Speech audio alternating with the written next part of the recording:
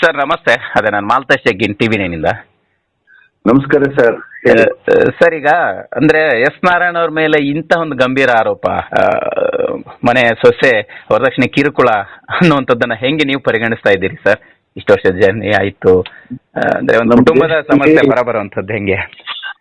ನಮ್ಮ ದೇಶದಲ್ಲಿ ಯಾರು ಸೊಸೆಯನ್ನ ಮನೆಗೆ ತರ್ತಾರೆ ಆ ಮನೆಯ ಹಿರಿಯರಿಗೆ ಇದು ತಪ್ಪಿದ್ದಲ್ಲ.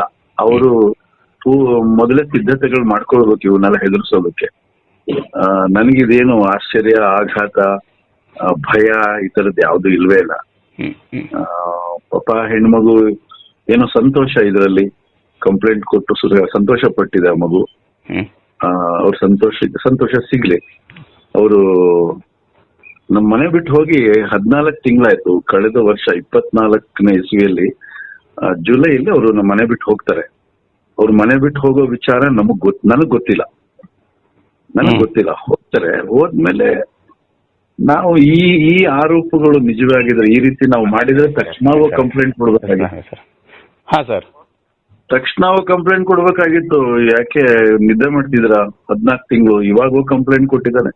ಆಮೇಲೆ ವರದಕ್ಷಿಣೆನ 60ನೇ ದಶಕದಲ್ಲಿ 60ರಲ್ಲಿ ನನ್ನ ತಂದೆ ವರದಕ್ಷಿಣೆ ವಿರುದ್ಧ ದೊಡ್ಡ ಅಭಿಯಾನ ಮಾಡಿದ. ವರದಕ್ಷಿಣೆ ತಗೊಳ್ಳೋದು ಅಪರಾಧ ಅಂತವ್ರ ಮಗ ನಾನು ನನ್ನ ಚಿತ್ರದ ಮುಖಾಂತರ ಸಮಾಜಕ್ಕೆ ವರದಕ್ಷಿಣೆ ಪಿಡುಗು ತೊಲಗಿಸ್ಬೇಕು ಅಂತ ಸಿನಿಮಾ ಮಾಡಿದವನು, ಸಂದೇಶ ಕೊಟ್ಟವನು. ನನ್ನ ಕುಟುಂಬದಲ್ಲಾಗ್ಲಿ ನನ್ನ ಪರಂಪರೆಯಲ್ಲಾಗ್ಲಿ ಇವೆಲ್ಲ ಖಂಡಿತ ಸಾಧ್ಯನೇ ಇಲ್ಲ. ಇದು ಸಹಜವಾಗಿ ಎಲ್ಲ ಹೆಣ್ಮಕ್ಳು, ಅವ್ರಿಗೆ ಬೇರೆ ಏನು ಅಸ್ತ್ರ ಸಿಗೋದಿಲ್ಲ, ಇದೊಂದು ಅಸ್ತ್ರ ಬಳಸಿದ್ದಾರೆ. ಕೋರ್ಟಲ್ಲಿ ಇದೆ ಕೇಸು. ನಾವು ಕೋರ್ಟ್ಗೆ ಹೋಗ್ಬೇಕಾಗಿದೆ.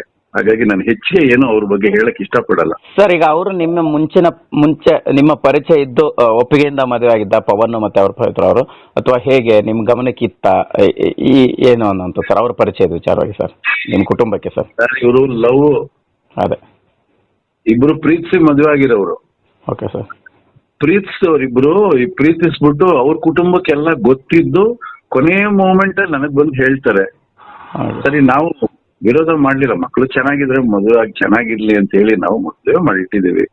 ಚೆನ್ನಾಗಿ ಬದುಕ್ಬೇಕು. ಒಂದು ಮನೆ, ಒಂದು ಕುಟುಂಬಕ್ಕೆ ಸೊಸೆಯಾಗಿ ಬಂದ್ಮೇಲೆ ಆ ಕುಟುಂಬದ ಸಂಸ್ಕೃತಿ, ಸಂಸ್ಕಾರ, ಅವರು ಬದುಕಿ ಬಾಳಿದ ಹಿನ್ನೆಲೆಗಳನ್ನ ಅರ್ಥ ಮಾಡ್ಕೊಂಡು ಅಲ್ಲಿ ಬಾಳೋದನ್ನ ಕಲಿಬೇಕು. ಅದು ಬಿಟ್ಟು ನಾವೆಲ್ಲ ಬುದ್ಧಿ ಹೇಳೋಕ್ ಆಗಲ್ಲ. ಬಿಕಾಸ್ ಇವತ್ತಿನ ಯುವ ಪೀಳಿಗೆ ಹಿರಿಯರು ಹೇಳೋ ಯಾವ